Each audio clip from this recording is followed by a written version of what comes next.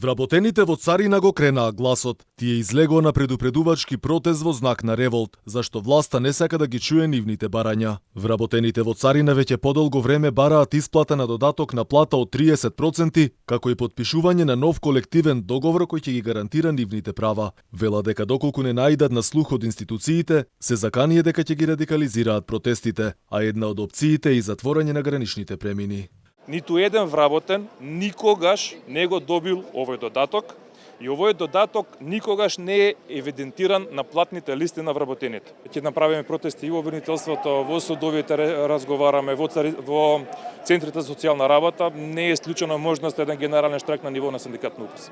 Пред царинската зграда дојде и новоназначениот директор Стефан Богоев. Тој им се обрати на присутните, но не им вети ништо, зашто, како што рече, на функција бил само 24 часа. Се надевам дека имате и вие, и медиумите, и граѓаните разбирање дека пред неполни 24 часа ја превзема функцијата и треба да се упатам подетално и во барањата на синдикатот и во она што досега службите на Царинската управа. Богоев се надева дека нема да дојде до блокада на граничните премини, за кој вработените во царина спремни се да го сторат тоа, но само ако не им се исполнат нивните барања. Во Царинската управа ќе разговараме што до сега е направено, бидејќи се направени работи и до сега во полето на работничките права и условите на вработените внатре во Царинската управа, и во координација и со Управата за јавни приходи, која што има сличен проблем.